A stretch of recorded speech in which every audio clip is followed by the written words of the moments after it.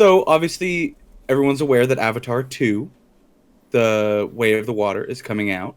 I believe it's called, and everyone knows the first one was a smash hit.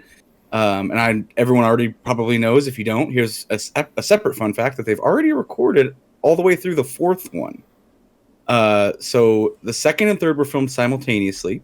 They are currently in the post-production of the fourth one and starting to record the fifth one. So they've already done that. That's not my trivia fact though. Is that Sigourney Weaver? Obviously, they had to do a lot of underwater training for The Way of the Water. A lot of underwater shots, a lot of CGI needed to be filmed, or at least basis need to be filmed. So, do you want to guess how long Sigourney Weaver was able to hold her breath by the end of filming? So I already know this, and I already know you have a fact incorrect. It was Kate Winslet, not Sigourney Weaver, that set the world record for the longest free dive by a celebrity. That is not the fun fact. Oh. But thanks for trying. Oh, okay. I'm going to say 5 minutes.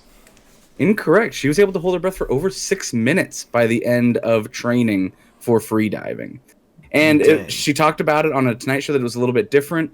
That it's not just holding your breath. You also have to still be acting for that whole duration. Like, you still have to be all smiley and light while the whole time you're trying to fight away the thought that your body needs oxygen to survive. So it was a pretty impressive fact. What is it with James Cameron wanting to consistently drown his actors in movies? I mean, one day it'll work. They literally did the breathable liquid in Abyss. It's like, what one day it's gonna work? They're gonna eliminate a celebrity. But yeah, that's crazy. I didn't know it was 6 minutes. And that's just her. I don't know what everybody else got up to, but that was just her experience. Which is weird, because I know that Kate Winslet had set a world record for like a free dive length. Yeah, I don't think Sigourney Weaver set a world record, but she just kind of talked about. Well, I think that's crazy, 6 minutes. But yeah, I just think she was also talking about like the training of how they talked about that the thought of breathing, right? That's just a natural instinct. Mm-hmm. But like, you actually don't need to breathe as much as your brain thinks you do. It just likes oxygen so much. So like the trainer was telling her like, oh, you have to think of it as like a thought that you can't have. So it's all these like methods of like counting like a word for every letter of the alphabet, or someone for every letter of the alphabet. Like, you just start thinking through these things that take a long time, or like you sing a whole song in your head, and eventually you kind of just get to this point where you can keep doing that for a pretty long time, and she did it. So props to her, especially not that she's extra old, but at her age, to be able to hold her breath underwater for 6 minutes is pretty legendary. Yeah, I would just drown if I attempted to do that. So that's not on purpose, but like, that's just impossible for me to do. But thank you for sharing that. I didn't know that she was doing so well. But welcome everyone to the Drive Back podcast. My name is Garrett. And I'm Adrian. And today, we have a Halloween special. This episode will be releasing on October 31st, 2022, which happens to be Halloween. I don't know if anyone's keeping track or has a calendar open at the moment, but that is in fact the day that Halloween takes place on. And because of that, we reached out to our good friend, Nadia, from the YouTube channel Horror and More, to provide us with a good scary movie for us to sink our teeth into for this Halloween. And she has provided the movie for us today. So I believe this is a first timers technically, because I don't think either one of us have seen this. So for posterity's sake, what is a first timers, Adrian? As the name states, neither Garrett or I have seen it, so we watched it for the first time. Well, that's absolutely correct. So let's go ahead and dive into the movie we covered today, which is Malasanya 32, or sometimes called 32 Malasanya Street, depending on where you're watching the film. Released in 2020, it was directed by Albert Pinto and stars Begonia Vargas, Ivan Marcos, and Bia Segura. I hope I'm saying those names correctly. A family moves from rural Spain into an apartment in the big city. An apartment where dreams turn into nightmares. Which I feel like is pretty on point for what happens in this movie. Sure. But first timers, we both saw this for the first time. Did you watch this as a rental, or did you watch it on Shudder? I watched it as a rental. Oh, okay, gotcha. Because I believe it's a Shudder exclusive, so if you don't have Shudder, you do have to rent it. But Adrian, what did you think of Malasanya 32? In something I've never done, I guess like my critic synopsis, is that I think it had me for about 20 minutes, and then it offered up little more than any other generic horror movie that I've seen. Sorry, Nadia. Yeah, it was. I agree. I think it was pretty run of the mill. I think the best way I can think of it is that it kind of plays all the cliches, pretty front and center, with some weird stereotyping, you know, in the movie, which is even like there's a twist at the end, kind of, but it just doesn't like. It's not done in a way where the twist is fun. It's done in a way where the twist is like, what? Wait, what? Like, it's really just odd. And yeah, the whole movie just kind of cool premise. I really enjoyed, like I said, the first, like the opening of it was awesome. And then it really just kind of got boring. Like, it just didn't do anything special. Yeah, I 100% agree. But before we dive into... we'll go ahead and end the podcast there. There we go. All right, let's go home. Bye. No, I think, well, before we dive into spoilers, this movie, like we said, is available on Shudder if anyone has a subscription to that. If you do not, it is a rental pretty much anywhere else. We're going to be spoiling Malasanya 32 going forward in 3, 2, 1. Bruce Willis is a ghost. No, I'm just kidding. Anyhow, yeah, standard, by the books. I actually did think the cinematography was a step above some generic horror movies in this. It had some unique shots, for sure. Yeah, there were some moments of, like, I would say wonderful cinematography for a horror movie. Certainly nothing at the height of, like, an A24 film or anything, but it was, better than I would have expected. And, I mean, its cast is fine. I feel like they do their jobs pretty well. I feel like the kid actually did a pretty reasonable job for the role given. It was pretty entertaining. Yeah, I think if it was an American kid in the role, it would have been a lot more unbearable. Yeah. So maybe it just kind of plays into that fact that, again, like, watching foreign films is like, I don't know, I feel like you're seeing better acting on the whole because you can't really tell, like, we've had this discussion No, before. I actually think, I'm thinking maybe an additional point to that argument is the fact that because it's another language that I don't understand, I think I'm spending so much time, like, figuring out what they're saying that I'm not able to predict the plot as much as I am with the American film, where my brain can just turn off the language part of it and just be like, what's happening? I think this one, like, you're in foreign films, you're kind of more focused on, well, wait, what did they say? That you kind of are missing out on this bigger picture that maybe for people in this language, this movie's 100% predictable. Like, I don't know. Yeah. So yeah, but I could definitely see that. I think it was a little better that it was foreign. It's kind of one of those things where you almost want the film to focus more on the little moments and, like, the tension and the environment and the atmosphere. But then again, it's made for an audience this time in Spain, which, they want to, obviously you want to have dialogue and character moments and all that. So you have to have it in the language. And it does kind of, I'm not going to say it takes away, because it very obviously doesn't, because that's the whole point of the movie is it takes place in Spain. But I feel like with this specific kind of horror movie, this is kind of like the January, February, March horror film release, the one the studio puts out to make a couple of bucks. And I'm honestly surprised that this didn't get released in the U.S. theatrically. I feel like it could have done a limited well release. enough. I feel like it could have done something. Yeah, it's kind of weird that they put this straight onto Shudder. And to be honest, it's probably the first Shudder original or Shudder, like, exclusive. Like we covered Mandy last week, and Mandy is a Shudder exclusive, but that's just where it is streaming exclusive.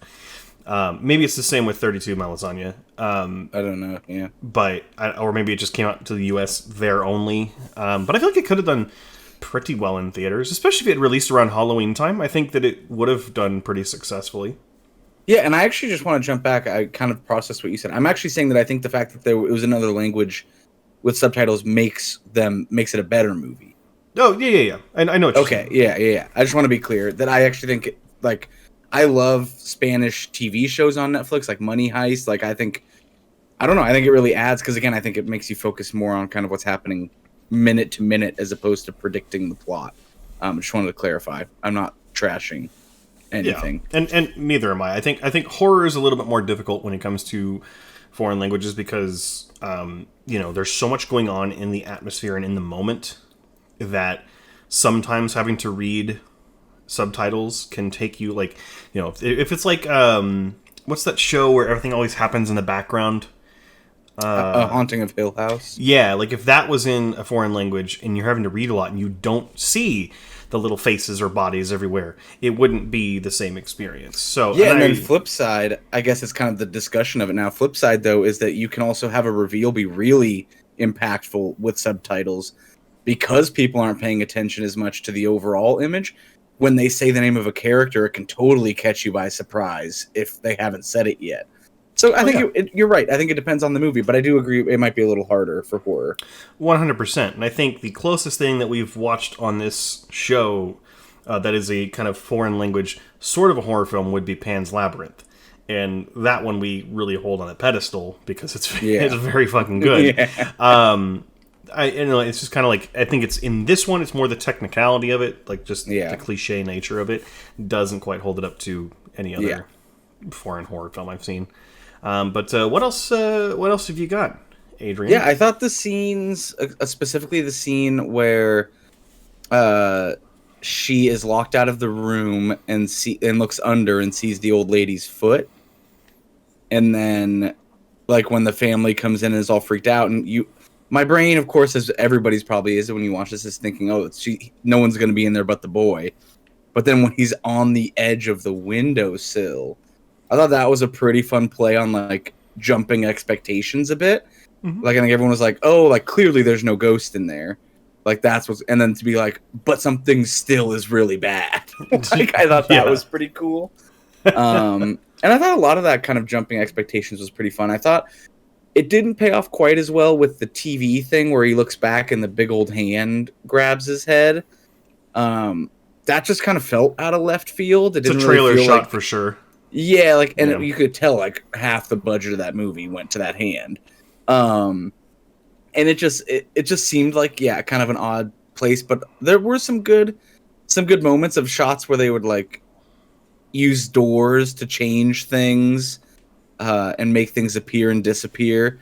Particularly, I thought the shot right before that hand one in the TV, the reflection, seeing the lady sitting and then like getting down and crawling, was a really cool shot. So I agree, some of the cinematography was really good, but then it was like counteracted by some of these just like you said, trailer shots that were like, okay. Another one that I actually really liked was the passing of notes on the clothes wire. I was just gonna say I really enjoyed that. That was very different. Yeah, that was really cool because you think like, okay, he's gonna send it back and then we're gonna move on. Like obviously nothing's gonna that's too obvious, but then it does. And it like totally jumps that expectation of what they're working for. And it was, I really liked that shot. That was cool. There was the part towards, I believe, the end of the middle or towards the end when the older son is in the room and all of a sudden all those notes just come over and they all say mine on it. That was a cool moment. But also, the movie had me at first. I think the entire intro sequence with those two brothers was a constant stream of tension. I was like, what is going to happen? When is it going to happen? And I feel like every moment where something could have happened, something didn't. And I was like, oh, are we in for a really good time? And then not the, once things start to happen, it gets a little soft. And I also want to talk about the twist. I don't really feel like it was a full-blown commentary on acceptance of transgender and all that stuff, but it did feel a little heavy-handed at times. I don't know if that was their intention. I don't certainly felt like it was like an overbearing intention, but it was definitely like when a movie just kind of just keeps harping on something, and it's like it keeps adding and layering onto the same point, that it did kind of feel like, okay, like cool twist, but like that's your whole thing. It just kind of felt a little lackluster. Yeah, it definitely felt out of place. And usually when you have a social commentary twist or a bent to your story like that, usually you want to do it subdued, or you want to do it overt, right? Like, the best example I can think of that is because I recently watched it is District 9 and Apartheid. Yeah. Like that's a pretty overt one if you're aware of what apartheid was. Yep. But like, obviously there's more subtle ways to tell storylines like that, and I agree. I think the film was a little heavy-handed, and it did kind of lead into some stereotyping, which I didn't think was necessarily appropriate. Yeah, Especially I in guess I feel like 2022 or 2020. yeah, I feel like it kind of went in the wrong direction with the heavy-handedness. Yeah. And again, it kind of got to the point where it was like, you've said your twist. Like, why are we still hard? Like, we just kept doing, and then it was like points were being made about. It just felt really weird. No. You don't get it yet. This is what we're going for. Yeah. No. I get it. I don't think you do. I think it would have been way better had they gone the way more subtle route and let the audience figure that out. Like, if the people that liked the movie wanted to digest that ending a bit more, that could have been, like, not necessarily a fan theory, but like a fan discovery. Like, the ending explained. Here's what happened. Yeah. I think it could have been more fun to let the audience kind of play around with what was happening, and to just outright tell and then harp on it was a huge minus for me. Which is interesting because whenever I watch a horror movie, or any kind of movie with like a deeper narrative, or like a world or a lore behind it, I like to watch some kind of analysis videos on YouTube. One of my favorite channels out there is Foundflix, who does the ending explained videos for pretty much every horror movie. And I looked up like ending explained videos for 32 Malasanya just because I was, I was on my lunch break or whatever, and I was like, I want to watch something. There's nothing. Like, literally, you search, like, 32 Malasanya or Malasanya 32 explained, and it's, like, all these ones with, like, this movie explained in Hindi. And it's like, well, no, I'm not looking for that. I'm looking for ending explained, not the whole movie. It was weird. There's nothing for it. That's because they over-explained it in the movie. There's no content to be made. Yeah, there's nothing else for any obscurities. It wasn't like Mandy last week when there was like a 30-minute like analysis of every little piece of drug trip. But yeah, I mean, like, as much as I would say that this movie has some points. If you're a horror movie fan, like Nadia is, obviously I can see the appeal of this movie. It's a Spanish language horror film from Spain. I feel like we get some from. I don't know if we get more from Spain or from Mexico, but I feel like we've seen a lot more based in or out of Mexico than Spain. So it definitely has the novelty of that. But also, I can see how people would find this very enjoyable. But the point I was getting into though is this kind of feels like a cliche. Obviously, it's a cliche horror movie. But if this is like the horror movie mill type movie of Spain, I feel like American horror movies could learn a lot from a film like this in making their quality just a little bit better. I think if we're comparing basements of horror movies by country, Spain's basement is higher than America. Oh, for sure. Yeah, I mean, luckily we've seen this year, American, like Hollywood seems to have learned. We got Smile, Barbarian, The Black Phone. We got some really good horror movies this year. And hopefully that continues. We don't need a 18th Paranormal Activity just to make a quick buck. But yeah, I mean, it's not necessarily the strongest film out there, and I'm not going to say I enjoyed every bit of it, but it was definitely worth at least one viewing. Like I said, if not for the novelty of being a Spanish language from Spain horror film. Totally. That had a different. I mean, it was a little stereotypical and maybe a little bit harmful in some of its depiction, but it definitely had a novelty to it. So, I mean, I would say if the concept at all sounds interesting, check it out. If you're looking for something different to watch this holiday season, Halloween. That's not the same thing. Oh, I guess holiday season. I don't know. Maybe there's some people out there who like Halloween more than Christmas, so this is their holiday season. I'm just rambling. That's what I'm doing at this point. You're mimicking the ending of this movie, but about Halloween. Well, I don't know if you know, but Halloween takes place on the 31st of October every year, and I want you to know every year. All right, so next year, October 31st. The year after that, October 30th. I get it. But yeah, I don't really have anything else to say about this movie. It's pretty cliche, but if this, like we said, if this is the basement of Spanish horror films, then I mean, I'm fine with that. Yeah. So, anything else you want to add before we jump to some final thoughts? No, I'll go first for my final thoughts, Sure. I guess. I think this movie starts off really strong. It has a really cool concept. Really cool to see a Spanish-speaking horror movie. It quickly loses itself once it starts revealing what it wants to do. Not to say for nothing, it's still, again, a better basement movie than what we get here in the States. So I'd rather watch this over a lot of like C horror movies that come out almost every year. So because of that, I gave it a 40. I think it's just kind of right in the middle. It's not terrible, but not the best. Alrighty. For my final thoughts, I said, aside from some moments of wonderful cinematography, the film doesn't really bring that much to the table, besides its horror movie cliches, and by all means is a pretty standard horror film. And in a rare display of solidarity, I also gave the movie a 40. Whoa. And that has some significance with something we'll be discussing a little bit later. But Adrian... We're now moving on to our favorite thing to do, and that is going to be guessing the critic scores. All right. For Malasanya 32. Now, this one has a little bit of a hiccup in that there is no Metacritic listing at all for Malasanya 32. That feels like not a good sign. There is no audience score for Malasanya 32, but there is the Tomato Meter critic score for Malasanya 32. What do you think that is?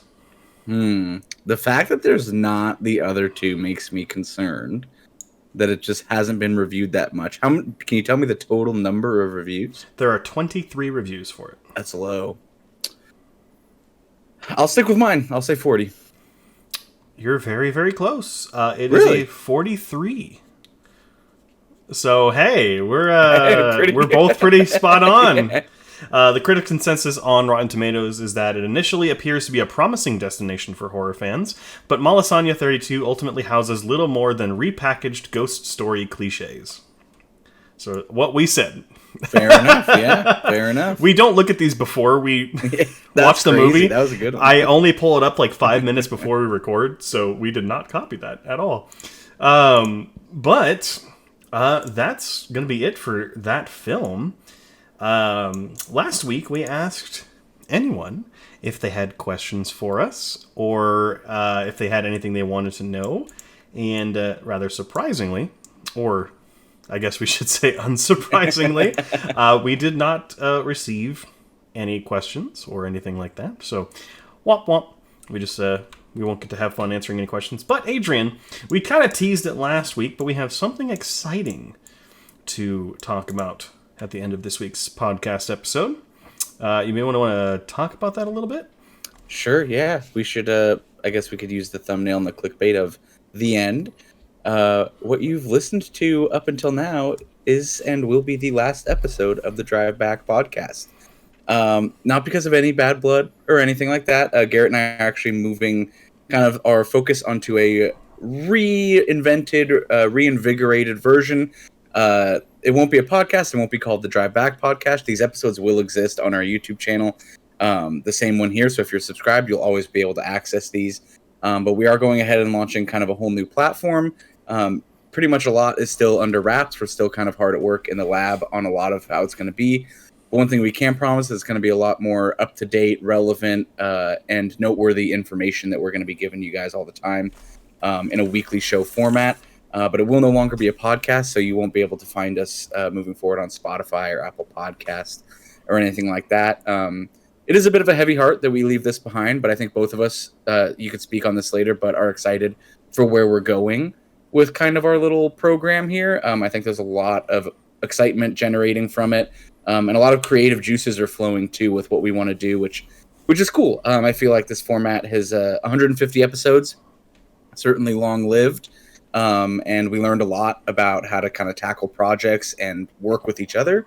So we're excited to take kind of all that information and strive forward into the future with something that hopefully you guys like a lot and that we like a lot and that we just kind of have just a plain good time with. So looking forward to that. Absolutely. Yeah. Like you said, no bad blood. This is not an ending. This is the end of a beginning. I think is kind of the best way to put it. It's kind of the next stepping stone point. Journeying to a little bit more of an air of relativity to what's going on in the current pop culture world. But I think also with this, you're going to see us take on things that are going to make us each a little bit more comfortable. Not well, I guess not comfortable, but like doing the things that we're good at. You know, like Adrian is much more into just watching film and talking about it. I'm much more the analytical person, the critical person, which I feel like we've kind of made that clear over the last 2 years. If you look at my average rating, I think it's like 80. I think yeah, it's much higher than mine.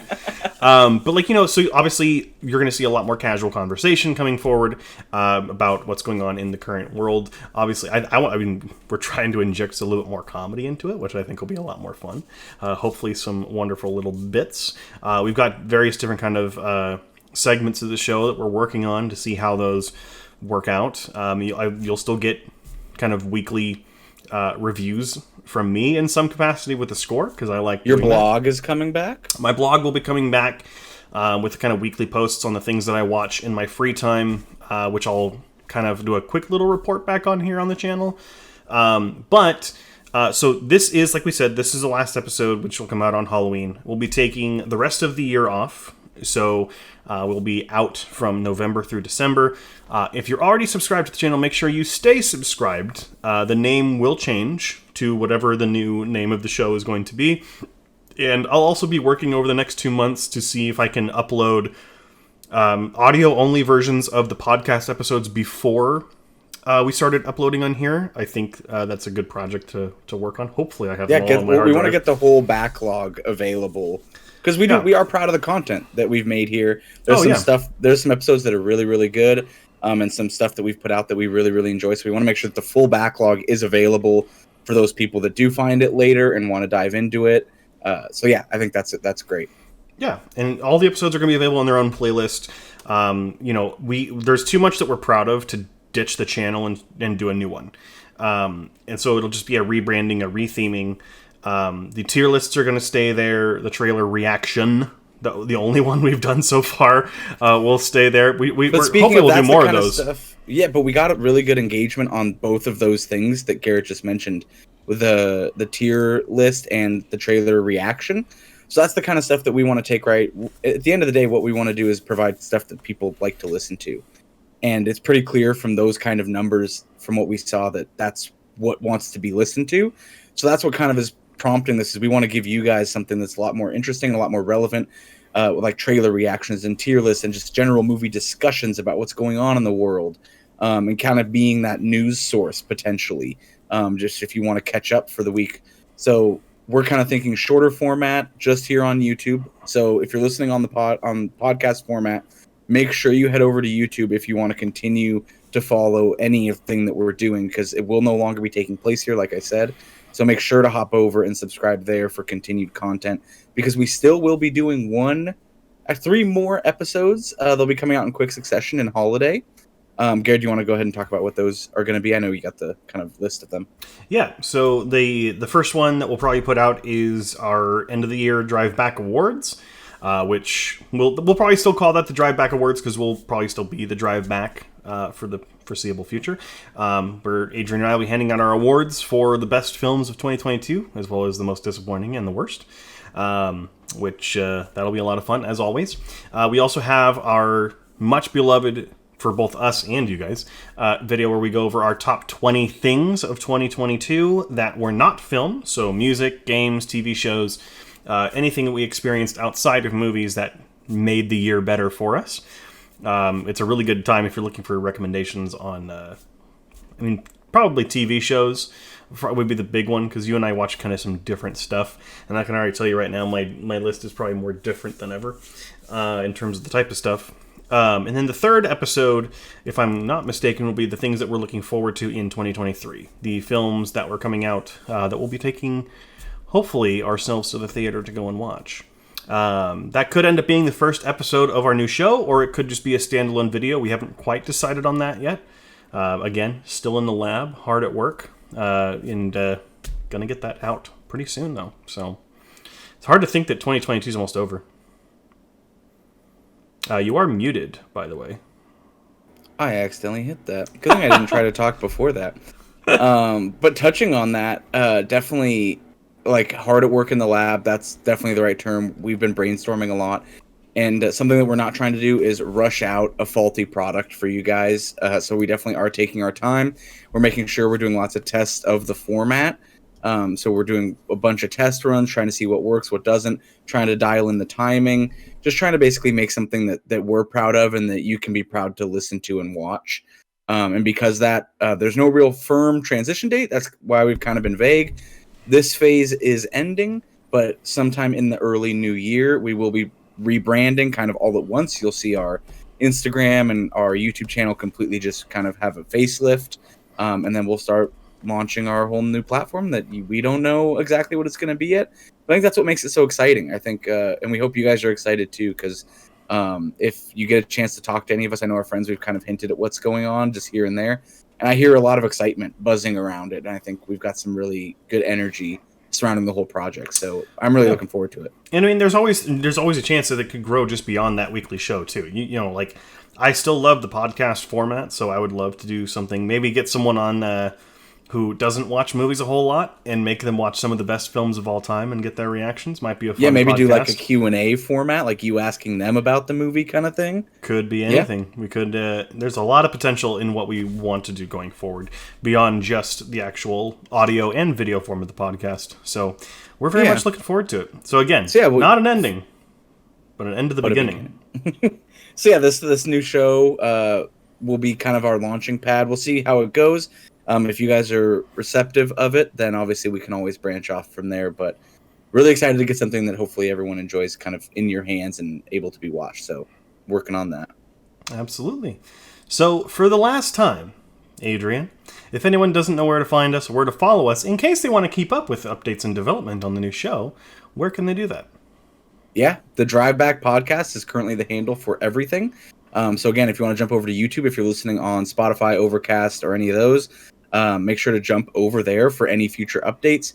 If you have YouTube, if you still love that podcasting format, regardless of what we put out, you can always listen to it in audio form on YouTube.